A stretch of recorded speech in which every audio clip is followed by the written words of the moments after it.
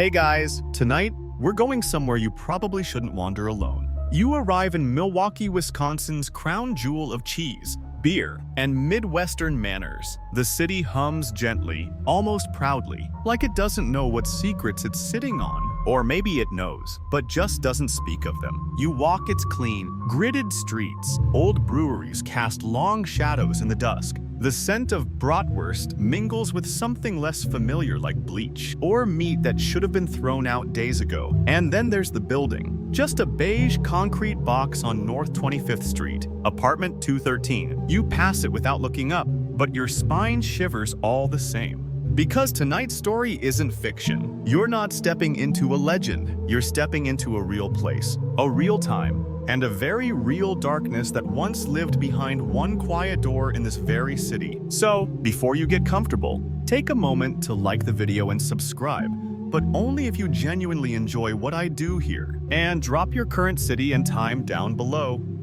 I want to know where and when you're listening. Now, dim the lights, maybe turn on a fan for that soft background hum, and let's ease into tonight's journey together. You move slowly past shuttered gas stations and humming lampposts. It's 1991. The Cold War is officially over. People are trading mullets for flannel, and MTV is playing Nirvana instead of Madonna. But here, in Milwaukee, something colder still is lurking. Something the neighbors have tried to explain away for years. That smell, just spoiled meat. Those drills in the night must be renovations. You keep walking, past a row of aging apartment blocks. A girl and her Walkman. A man in a flannel jacket. Then, a scream. Not loud, but tight and cracking. Like it's been trying to stay quiet for too long. You don't run toward it. You're smarter than that. Instead, you step closer to the story, into the silence that always follows screaming. And there he is, the man who ran, naked,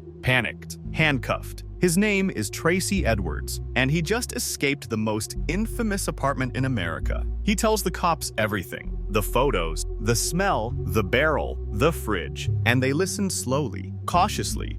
Because in this neighborhood, things like this just don't happen. Except they did. Flash forward. Just for a moment, the police enter. They gag. They call for backup. One opens the fridge. A human head stares back, impossibly preserved. Another officer finds a file drawer. Inside, photographs, dozens of them. And when they're not art, they walk out differently than they walked in. Something in their steps is slower now, like their boots are too heavy, or their hearts. But we're getting ahead of ourselves, aren't we? You turn back time, you walk the city again. Only this time you're not a visitor. You're a boy, quiet, blonde, smart, but odd. The kind of kid who stares at roadkill longer than necessary. Your parents are fighting loud, sharp words that sting even when they're whispered. You find silence in the woods, in the bones. And when someone asks what you want to be when you grow up, you don't say doctor or astronaut. You say nothing. You just stare, like you're still trying to hear the soft click of spine on spine. Mainstream fact: Milwaukee is the largest city in Wisconsin, and once produced more beer than any other place in the world. But the people who lived here in the 90s, they remember it for something else entirely. Here's a fringe tidbit. Dahmer's apartment complex was torn down in 1992 and turned into an empty lot. Not a park, not a memorial, just removed. Like the city was trying to erase a stain that had already soaked too deep. And historians still argue whether the signs were all there or if we just didn't want to see them. Because it's easier to believe in monsters than in what turns someone into one. You take a deep breath now. The night is long. The story's just begun. But if you're still here, if your lights are dimmed and your fan is humming, then lean in close, because apartment 213 is waiting. You're smaller now, knees scraped, fingernails caked in earth, digging around in the woods behind your suburban Ohio house. You aren't looking for treasure, you're looking for bones, dead squirrels, raccoons, roadkill if you're lucky. You crack them open, smell them. You rinse them with bleach when you can get it. Your father says you're curious. Your mother doesn't say much of anything anymore. At school, the other kids are building model rockets or memorizing state capitals. You're cataloging the skeletal structure of a possum you found behind the garage. When you show it to your dad, he actually seems proud. You glow a little. That moment sticks, not the bones the praise. Finally, someone noticed. But home isn't safe. Your parents' marriage is already unraveling. Your mother stays in bed all day. Sometimes, she whispers to herself, your dad disappears into the lab, he's a chemist. And when he does come home, it's shouting matches and slammed doors. You stop inviting friends over, not that you had many to begin with. In the 4th grade, you have a hernia operation. It hurts more than you thought it would. But what really cuts is waking up afterward and seeing no one there. You become quieter, more withdrawn. You start walking to that abandoned shack in the woods more often. It becomes your sanctuary. You line up your bones in jars like miniature trophies. You think about what is inside things, not just animals, people too. Fast forward a bit. You're in middle school now. Your voice still hasn't deepened, but your thoughts have. You start staring at men on the track team, not in a best friend way, and it confuses you. You don't have anyone to ask about it, so you just keep watching and imagining. Historians still argue whether childhood cruelty predicts adult violence. Not every kid who hurts animals becomes a killer, but the ones who do, they tend to start early.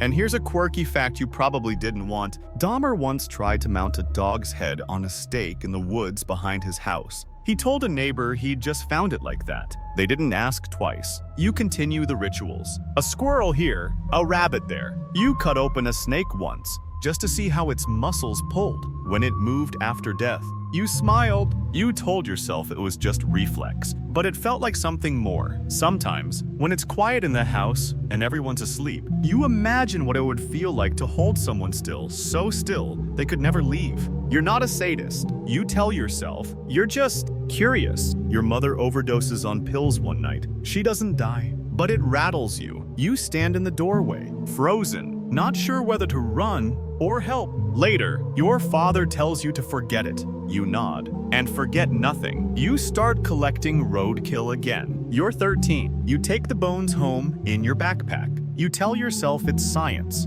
Your dad, oddly, still encourages you. He even shows you how to clean and preserve the bones with industrial-grade chemicals from his lab. You take notes. It's the first real bonding moment you've had in years. One day, at a family barbecue, someone leaves behind a tray of chicken bones. You gather them and ask your father, what would happen if I put these in bleach? He laughs, then answers like a teacher. They'd whiten, maybe even turn brittle. You smile and excuse yourself early. At night, in the garage, you test it. He was right. They shine under the lamp.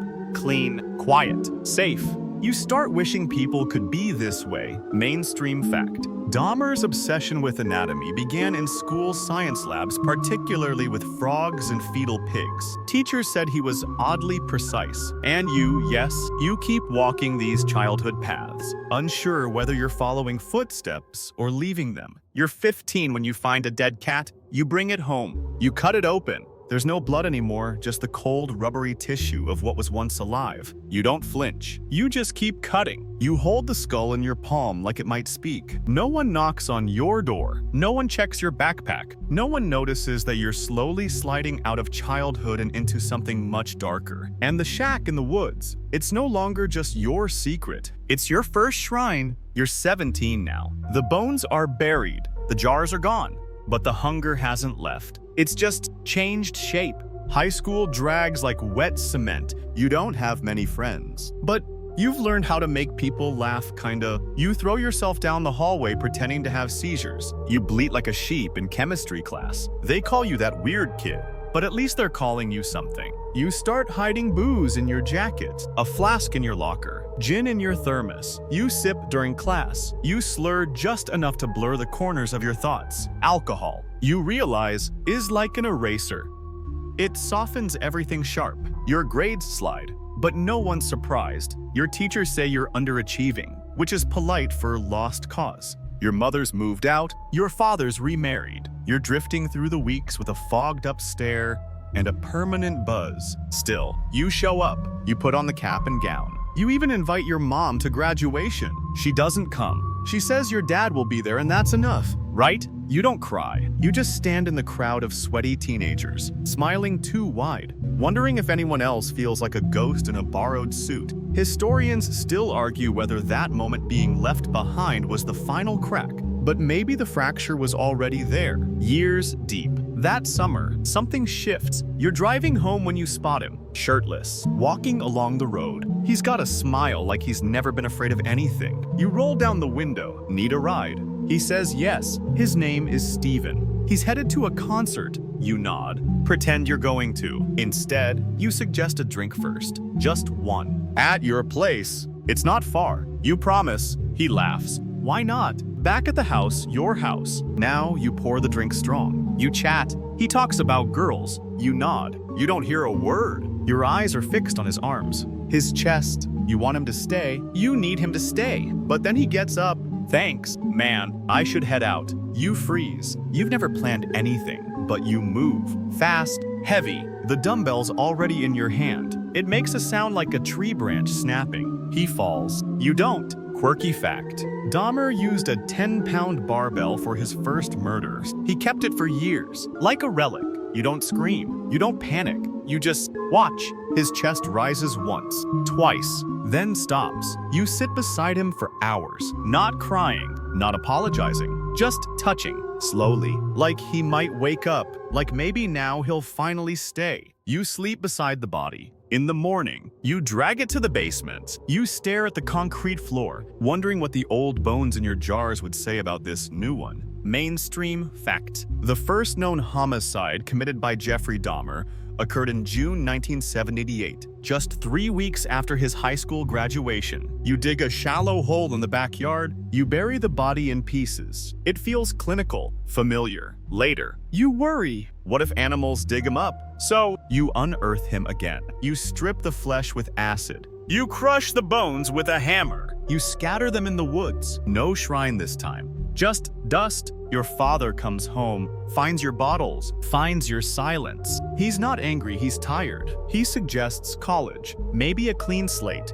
You nod. A month later, you're at Ohio State. You hate it. The classes bore you. The people blur. You drink more. You fail faster. Historians still argue why Dahmer even tried college at all. He wasn't interested, but maybe he wanted someone to say, don't. No one did. You drop out before the semester ends. Back home, your father is furious, disappointed, but not surprised. He gives you one more shot, the army. You enlist. You smile in the recruitment photo. And deep inside, a voice you've been trying to drown whispers. At least the uniforms are clean. You wake up in a different country now, Germany. It's 1979. You're 19 and wearing a uniform that doesn't quite fit. Everything's regulation, your haircut, your boots, your bunk. But your thoughts, still wild, still hungry. The army teaches you structure, but not peace. You train as a combat medic, which means they hand you needles, scalpels, access to bodies the quiet kind. You should feel proud.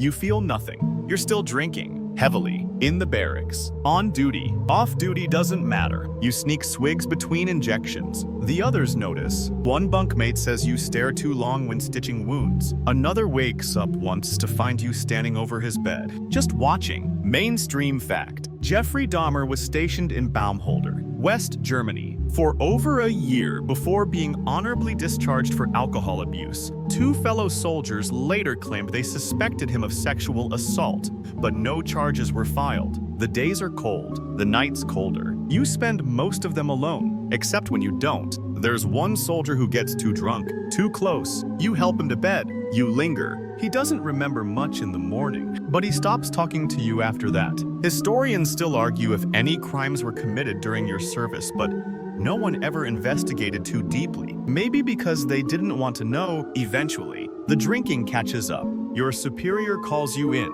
says you're unfit. He doesn't yell. He looks at you the way your dad used to, disappointed, but relieved to be done with it. You're discharged. Back in the States, you don't go home. You head south, Miami Beach. To be exact, you sleep on the sand sometimes. In flophouse motels, the rest. You find work at a sandwich shop, making subs for tourists who don't look you in the eye. You like it here. The sun is hot. The people don't ask questions. And the ocean is big enough to swallow anything. But you still drink, and eventually, you get fired for it. You run out of money, so you call home. Your father answers. You expect yelling. Instead, he tells you to come back. He and your new stepmom will take you in. They just want you to try, really try. You do. For a while, you mow lawns. You go to AA meetings. You smile through family dinners and thank your stepmother for the casserole. But it doesn't last. The bones are still whispering. The silence still presses. So your dad has one more idea. Grandma, she's kind, religious, oblivious. You move in with her in West Allis, Wisconsin, a quiet suburb with even quieter neighbors. She bakes pies. She leaves church flyers on your pillow. She thinks you're turning your life around. At first, you are. You get a job as a phlebotomist, drawing blood at a plasma center. The irony isn't lost on you. Every day you touch veins. Every night you imagine other things. Quirky tidbit. Dahmer once pocketed a vial of blood during his shift and took it home. He later told police he tasted it but didn't like it. You stop going to church. You stop pretending. You start going to bars, gay bars. Mostly, you feel safer there. You meet men. You take them home. You drug them. You touch them while they sleep. You tell yourself this is better. You're not hurting anyone. But you are. One night, your grandma hears moaning from the basement. She knocks. You say you're watching a movie. She doesn't ask twice. Historians still debate whether Dahmer's grandmother knew anything. She said she didn't, and maybe she didn't want to. Still, the smell starts to bother her. You say it's spoiled meat. She believes you at first, but then she finds a mannequin in your closet, stolen from a department store. You said it helped you feel less alone. She tells you to throw it away. You do, but the feelings, still there, stronger now. So the next time, you don't just drug your guest. You don't let him leave. You bring him home just like the others' friendly smile, quiet bar, casual chat about photos and easy money. He's younger than most, softer spoken, trusting. You promise it won't take long. The drink is already spiked. You help him to the couch when his eyelids start to droop. You smooth his hair back. You murmur something about how still he looks, how peaceful. You lean in, and this time, you don't stop. It's quiet in the basement, just the sound of your breath and his not breathing. You sit beside him. Hours pass. You don't move. Eventually, you go upstairs. Grandma's asleep. You pour yourself a drink and come back down. He's still there, cold now. You don't panic. You're calm, almost meditative. You grab the same barbell from that first time, the one that's always somewhere close. You don't need it this time, but you use it anyway. Mainstream fact. Dahmer's second confirmed murder happened in 1987. Nearly 9 years after his first, he claimed he didn't mean to kill again, but something had changed. The gap between victims was now shrinking. In the morning, you pack the body into a suitcase and call a cab, visiting a friend. You say, the driver doesn't ask. He helps you load the suitcase into the trunk. You ride quietly, heart pounding, but face relaxed. This isn't the scary part. Not yet. Back at Grandma's, you carry the case to the basement. It thuds too hard. She hears it. You say you dropped something. She doesn't push. You keep him there for a week. The smell gets bad fast. You try the usual tricks. Incense, windows, lime powder. It doesn't work. Eventually, you dismember him in the tub.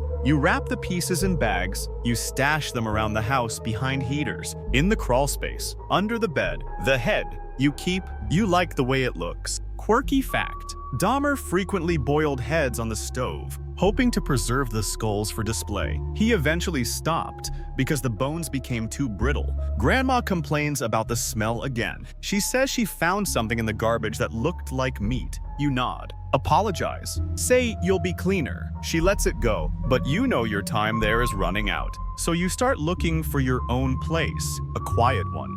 Cheap. Somewhere no one asks too many questions. You find it on North 25th Street, apartment 2T. It's small, but private. The neighbors keep to themselves. The landlord doesn't ask for much. Perfect. You move in with your box of bones, your tools, your Polaroid camera. You tell Grandma it's time to be independent. She's sad, but proud. You pack carefully. When the landlord hands you the keys, you smile wider than you've ever smiled. Historians still argue whether the murders would have continued if Dahmer had stayed with his grandmother, but something about apartment 213 made everything easier. You christen the new space quickly. Another boy from the bar, another spiked drink, another night of soft hums and stillness. This time, you don't rush. You lay him out on the bed, carefully posed. You take photos before and after. You whisper apologies, but only out of habit. When the body cools, you get to work. This is the first time you try bleaching the skull properly. It works. You keep it on your dresser. You think it looks beautiful. The fridge now holds more than beer. The freezer hums with secrets. You buy a blue 57-gallon drum from a hardware store. You tell the cashier it's for cleaning supplies. It's for dissolving flesh.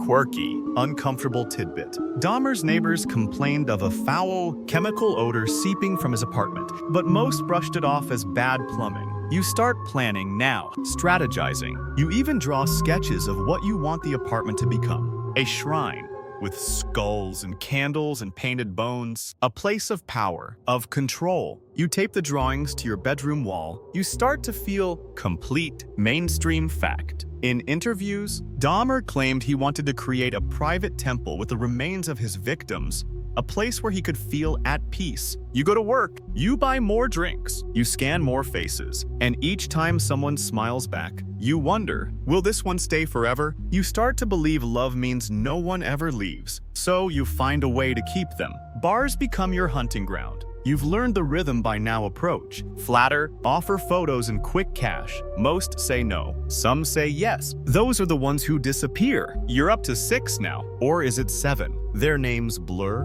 but their skulls remain cleaned, arranged, painted like ceramic trophies. They sit in a drawer beside your bed, facing forward, watching. Still, you want more. So you experiment. You don't just want silence, you want obedience. So you get a drill, you find a willing mankind, trusting, a little drunk, and bring him home. You drug him, same as always. But this time, instead of waiting for him to pass out, you wait for him to fade just enough. You roll up a towel, place it under his head, then drill just a small hole, just enough to get inside. Then comes the acid. You inject it into his brain, slow and careful, like your father used to with his lab experiments. You watch, you wait.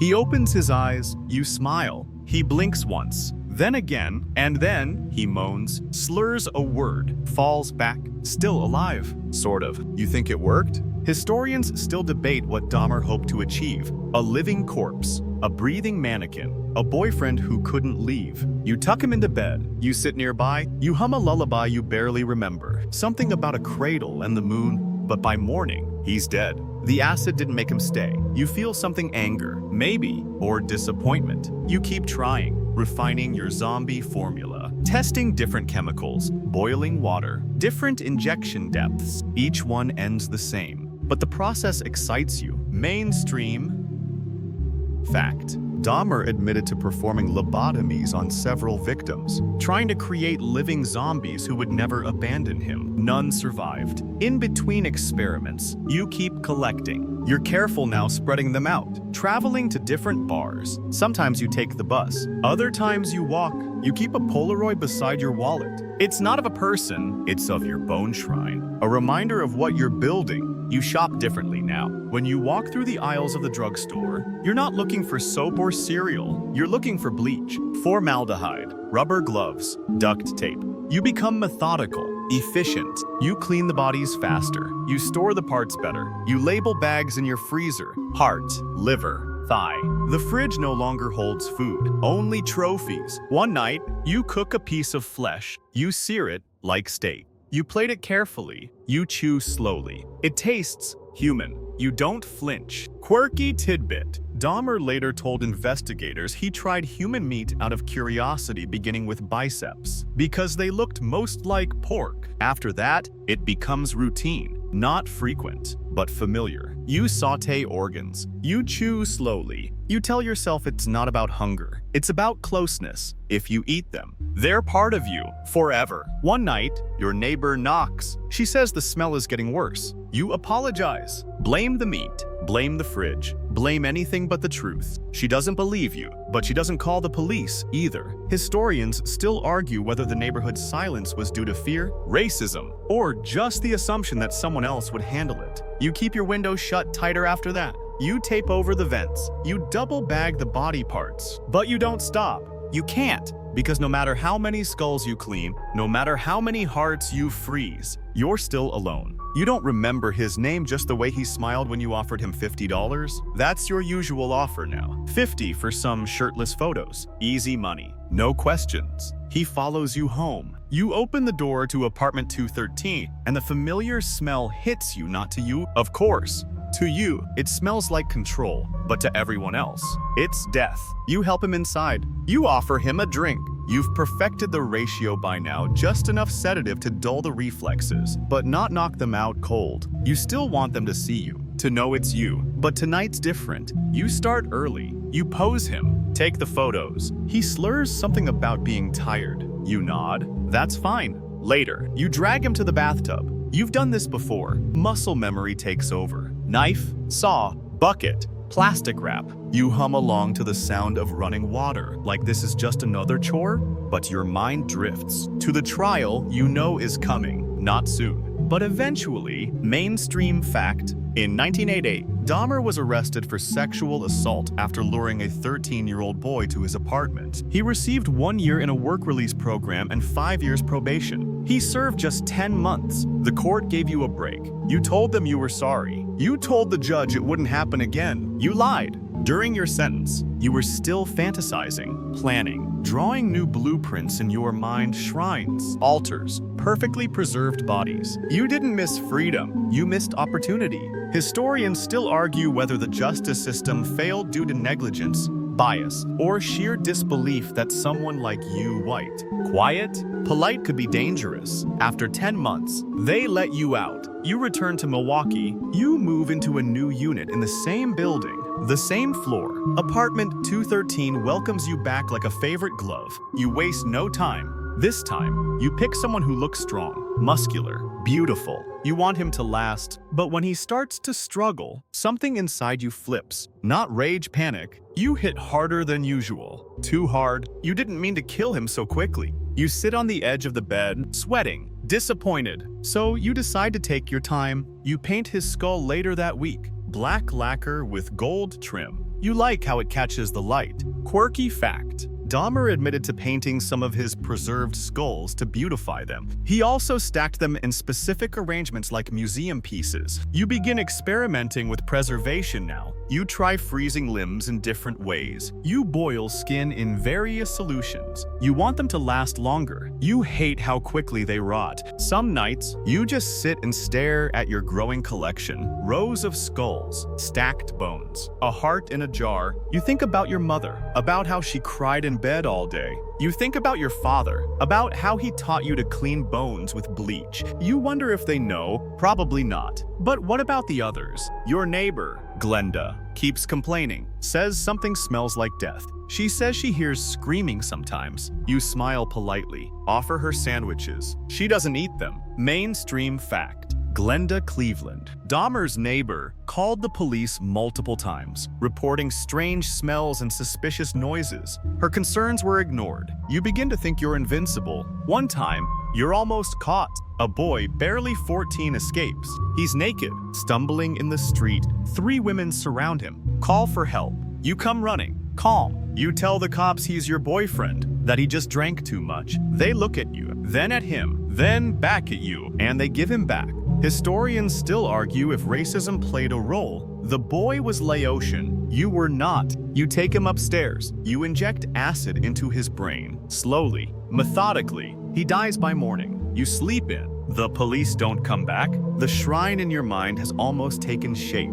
You've sketched it out dozens of times now. A long black table, a candle at each corner, 10 skulls arranged in a perfect semicircle facing inward. In the center, a throne not for a god. Not really, but for you. You call it your meditation space, your temple. The place where you'll finally feel whole, but you're still missing pieces. So you keep hunting. This time, it's Tony. Deaf, kind, trusting. You write notes back and forth at the club. He laughs at your jokes. You ask if he wants to come over for photos. He nods. You take his hand and lead him into the night. Mainstream fact: one of Dahmer's victims, Tony Hughes, was deaf and mute. Their communication relied entirely on handwritten notes. You don't drug him right away. He's different, sweet. You almost forget what you brought him here for. For a moment, you consider letting him go, but morning always comes, and the silence always returns. And when it does, you choose the drill. After, you keep his body in your bed for 3 days. You talk to him. You hold his hand. You tell him about your day. You take photos, lots of them. You try to pose him like he's just asleep, like he might wake up.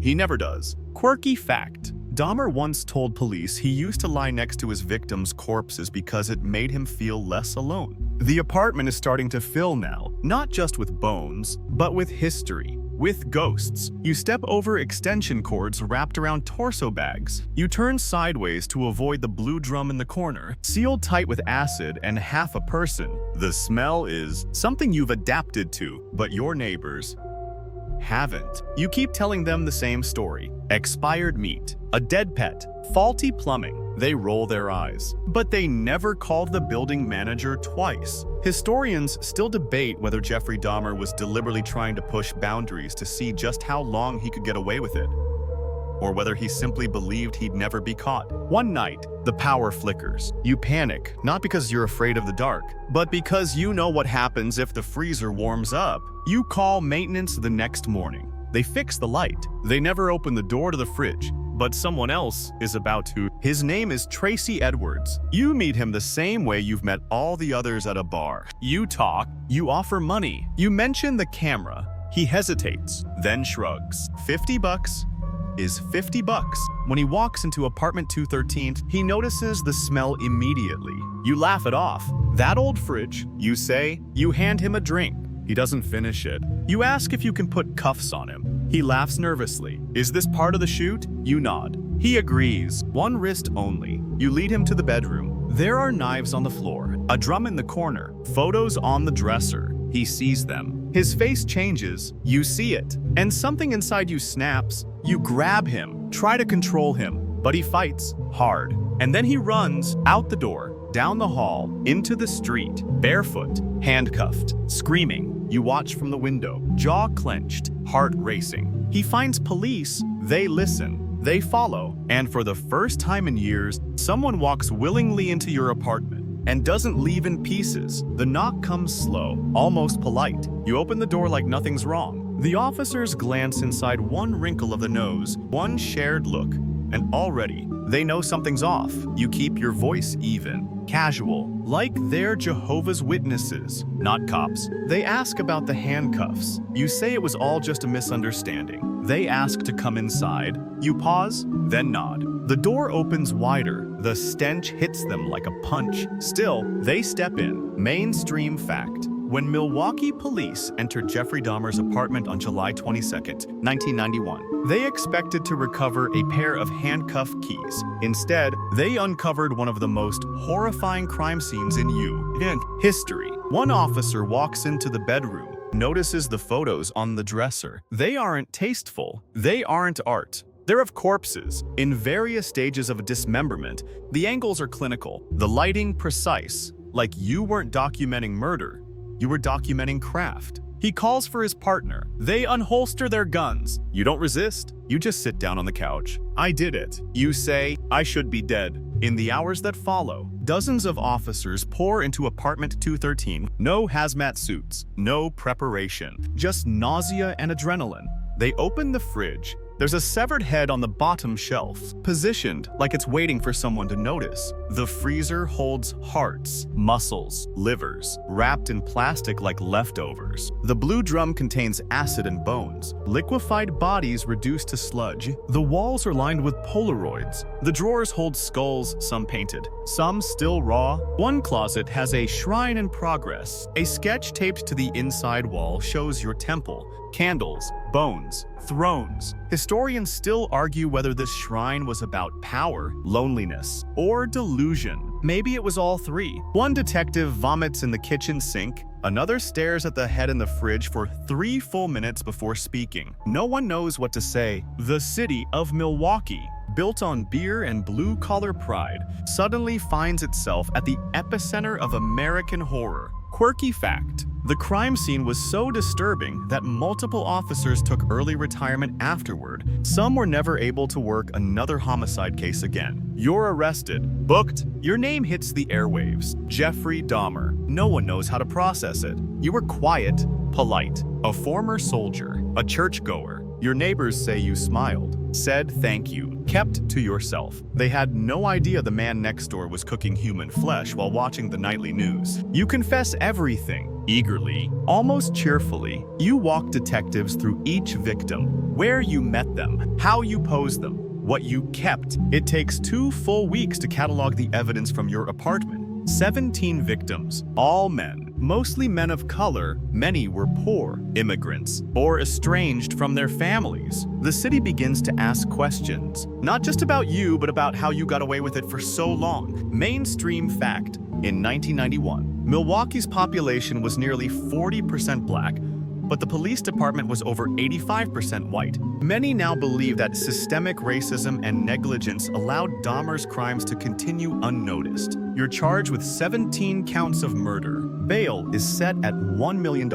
No one offers a dime. You sit in jail, you sleep soundly, you say you feel relief, and for the first time, the shrine in your head begins to fall apart. Because now, people know, now, no one is silent. You sit in the courtroom like it's a school assembly. The chair's too small, the room's too cold, the eyes are too many. There are 17 names on the docket, 17 sons, 17 empty chairs left behind. Their families are here, dressed in quiet grief. Some clutch photos, others just stare at you, willing you to flinch. You don't. You wear a pale yellow shirt. You keep your head down. The reporters call you the Milwaukee cannibal. You wish they wouldn't. You never liked that word cannibal. Sounds too wild, too animal. You weren't trying to eat them. You were trying to keep them. Mainstream fact: Dahmer was charged with 17 counts of murder, but one was later dropped due to insufficient evidence. He ultimately pled guilty but claimed insanity. The defense builds a portrait of a broken man, a troubled childhood, mental illness, a desperate,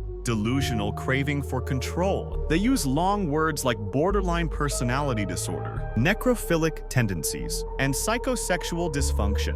They say your crimes weren't about violence. They were about loneliness. Your lawyer brings up the shrine again, the sketch you taped to your closet, the vision you planned down to the candle wax. You told police you'd sit there, meditate, feel powerful, feel close. Historians still argue if the shrine was ever real or just the fantasy of someone trying to make sense of their own madness. The prosecution, however, doesn't care about symbolism. They show photos, dozens of them.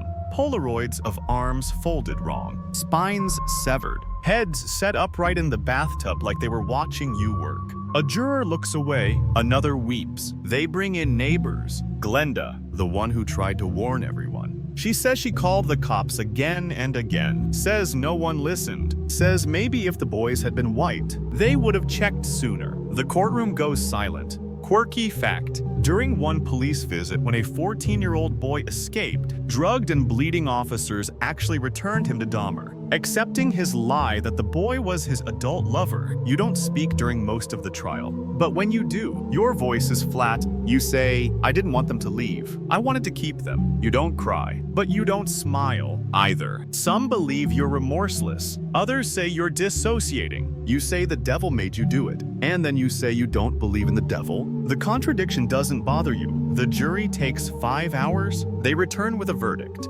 guilty on all counts. They don't accept insanity. They see calculation, not chaos. The judge looks at you for a long moment before speaking. He sentences you to 16 consecutive life terms totaling 941 years. No chance of parole. No chance of silence. Mainstream fact: Dahmer's trial in 1992 was one of the most widely covered legal events of the decade. sparking nationwide debates about mental health, race, and the criminal justice system. The courtroom empties. You're let out in cuffs. Behind you, someone whispers, "Rot in hell." You hear it, but you don't respond, because you already know you're not going to hell. You've been living in it for years. Prison is quieter than you expected. The walls don't scream. The food is bland. The days blur. No bone saws. No Polaroids. Just routine. You're assigned to the Columbia Correctional Institution, a maximum security prison in Wisconsin. Your cell is small. White walls, steel sink,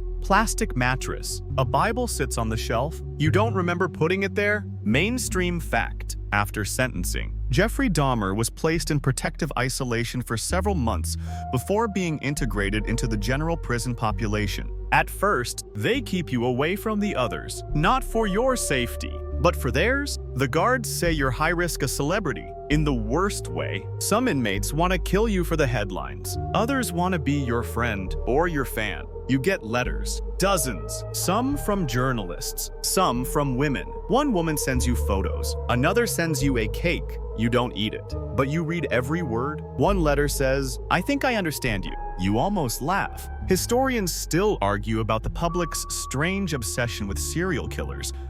Why people fall in love with monsters. Some say it's the charisma. Others say it's the illusion of safety. If we understand them, we can prevent them. You stop answering after a while. The media calls you a model inmate. You sweep floors, fold laundry, scrub toilets. You make your bed each morning with military precision, like back in Germany. You start reading scripture. You ask for baptism. You say you found God. Quirky fact. In 1994, Dahmer was baptized in the prison's whirlpool tub by a local minister. The minister later claimed that Dahmer was genuinely remorseful. You begin to speak with chaplains. You quote Bible verses to guards. You say your crimes were evil, but that you no longer are. Not everyone believes you. One inmate throws a tray at your head in the lunch line. Another spits in your food. You don't fight back. You say it's part of the process. You say forgiveness isn't free. You're eventually moved into a work detail, cleaning the prison bathrooms alongside two other inmates. One of them is Christopher Scarver. He watches you closely, too closely. One day, the guards leave you alone together in the gym showers. The moment hangs, heavy and strange. You bend to scrub a urinal. You don't hear him come up behind you. The first blow lands on the back of your head. The second crushes your temple. Mainstream fact. On November 28, 1994, Jeffrey Dahmer was beaten to death by fellow inmate Christopher Scarver using a metal bar from prison equipment. You collapse onto the tile, hands twitching, no guards, no screams, just the slow, final silence. Scarver later says God told him to do it, that he was delivering divine justice. He also kills another inmate that morning. Quirky fact, Scarver kept a newspaper clipping of Dahmer's crimes in his Bible. He later told reporters, "Some people are just supposed to die. Your body is rushed to the infirmary, but it's too late. You're pronounced dead within the hour. You were 34 years old. The autopsy confirms massive head trauma. No funeral, no headstone. Your remains are cremated, your ashes divided between your parents. Historians still debate whether your death was justice or failure, whether it was closure, or just more blood on a long, dark ledger. You're gone now, but the silence you left behind, it's loud outside the prison walls. Milwaukee doesn't sleep, not that week. The news breaks fast. Jeffrey Dahmer is dead. And suddenly, people breathe differently. Not better, just differently. Some cry, some cheer, some shake their heads, like they knew it would end this way all along. Your name flashes across every screen in America. The papers print photos of your face beside captions like "Justice served" and "Monster murdered." Editorials run side by side. Some call it divine vengeance, others call it a systemic failure. But no one calls it a tragedy. Mainstream fact. After Dahmer's death, public reactions were deeply divided. Some saw it as justice. Others condemned the prison system for failing to protect a man already serving life. Your parents speak to the press. Your father says he still loves you, still believes you had a soul. Your mother says you were sick, but that you never got the help you needed. She claims the world wanted you to be a demon. That way, it didn't have to look in the mirror. You aren't there to argue. Historians still debate whether you were evil or broken. They comb through your childhood, your medical records, your military files, like pieces of a haunted puzzle. Your neighbor, Glenda Cleveland, becomes a quiet hero. Her warnings were ignored for months. Now, people listen. Too late. The building apartment 213 is torn down by year's end. The lot is left empty. No memorial, no plaque, just silence. Quirky fact: the city refused all offers to turn the site into a museum or true crime attraction. The mayor declared the space should never again be used to celebrate a tragedy. The community around it changes. Bars you once prowled are replaced by coffee shops. Murals go up on brick walls, faces of the lost. Painted in bright colors, names written in bold: Tony, Stephen, Jamie, Raymond, Eddie, Joseph, Errol. They are not forgotten. A nonprofit forms in your victim's honor. It helps at-risk youth, funds LGBTQ+ shelters, teaches trauma-informed policing. You are not mentioned in the mission statement. Mainstream fact: several of Dahmer's victims' families use settlement money to support community healing and reform projects in Milwaukee. You are finally a footnote, but your shadow lingers. TV specials come and go. Docu-series dissect your interviews. Actors portray you. Podcasts whisper your story to millions trying to fall asleep. The world forgets the names of your victims faster than they forget yours. Historians still argue if that's your fault or ours. And somewhere in a locked evidence vault, your shrine sketches sit sealed in a manila folder. The candles you never lit, the table you never built, your temple never got finished. But your damage did. Years pass, but your name refuses to stay buried. Every few years, a new wave of fascination rolls in documentaries, interviews, dramatizations. You become a genre, a costume, a quiz result. Which serial killer are you? You smile in mugshots on posters in dorm rooms. Teenagers wear your face on t-shirts. Ironic and sanitized. The terror bleached out like your bones. Mainstream fact: in the decades following Dahmer's death, he became the subject of over a dozen true crime films, books, and TV shows many criticized for glamorizing his crimes. You become content, and yet,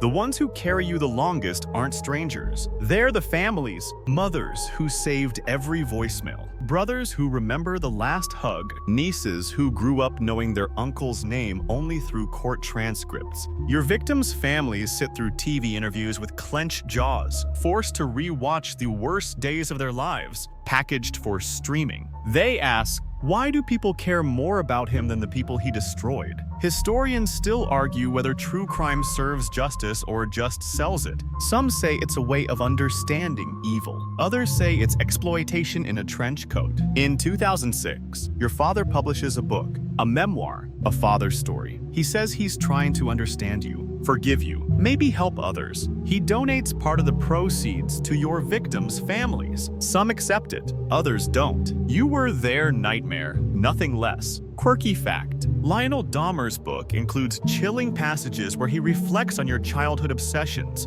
how he ignored the signs, rationalized, solved the oddities, and once showed you how to bleach bones. In the book's final chapter, he says he prays for your soul every day. He wonders if it's still out there resting, or trapped, or wandering. No one answers. You've become something larger than yourself. Not quite a man anymore. Not even a ghost. Just a shape people press against the walls of their fear. You represent every missed red flag, every failed system, every he seemed so normal anecdote shared in hushed voices at the dinner table. You were a question no one wanted to answer, and still aren't sure how to. Mainstream fact: after Dahmer's death, several universities included his case in criminal psychology coursework, ethics studies, and even journalism classes about media responsibility. Some call you the end of innocence for true crime. Others say you were the beginning of a dangerous trend. You don't get to choose what you are anymore. That part of you died in the shower with the rusted pipe. All that's left is reflection, dissection, interpretation, and 17 lives forever changed. Not because of the horror you committed, but because it took so long for anyone to stop it. You'd think the world would forget. That time would sweep your memory, under the rug like a stain no one wants to talk about anymore. But it doesn't. Your name lingers. Dahmer spoken in classrooms, whispered in bars, stitched into the spine of paperbacks. You become more than a person. Less. 2. A cultural reflex, a metaphor, a brand. And yet, the people you hurt, they remain human. They had birthdays you never saw, dreams you never asked about, families who still set a place at the table, even if just for a moment. Mainstream fact. Several of Dahmer's victims were last seen alive at LGBTQ+ nightclubs or shelters, places they believed were safe. For many, no one even filed missing persons reports for days. Milwaukee still remembers. Some buildings are gone, sure. Apartment 213.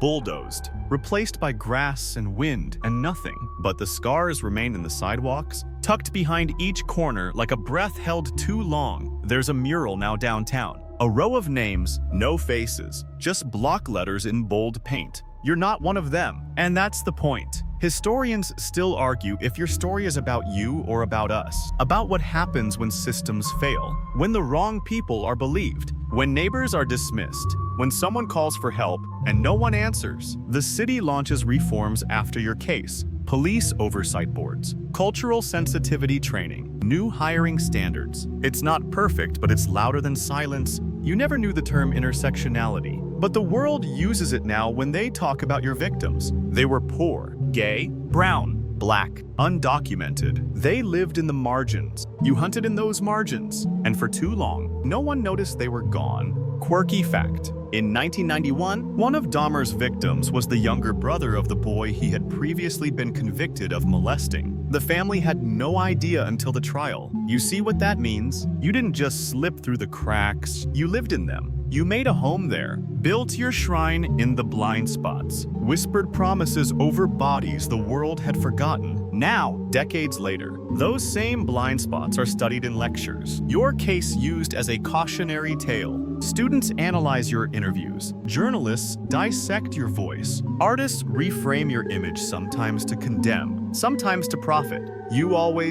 But slowly, it's changing. There's a museum exhibit now, not of you, but of them. 17 silhouettes, 17 biographies, letters, yearbook photos, clothes from the thrift shops they favored, and in the corner, a mirror. So visitors can see themselves reflected in the space where a victim might have stood.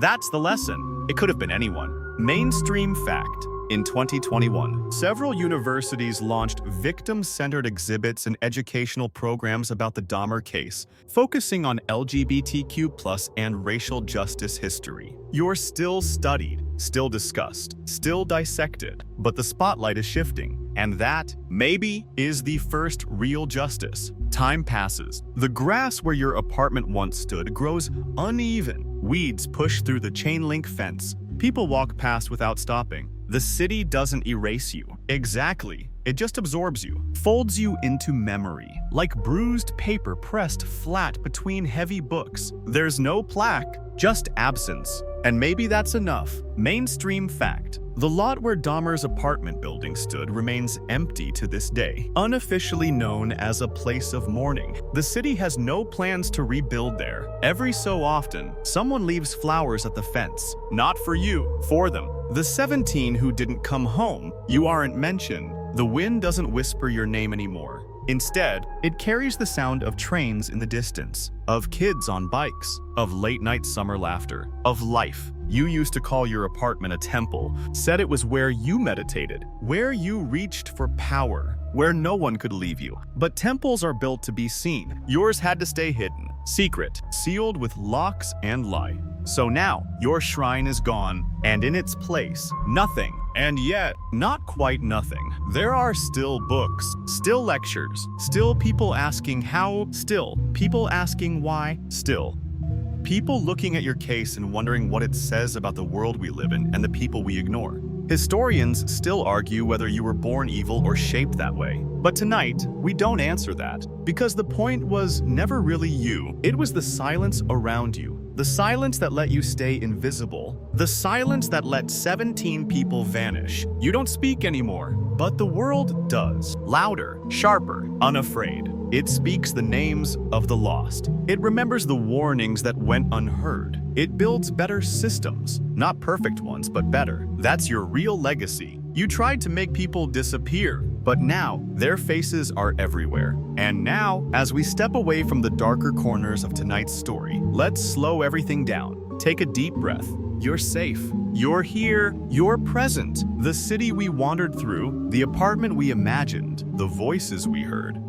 They're fading now, softly, quietly, like fog lifting from the edge of sleep.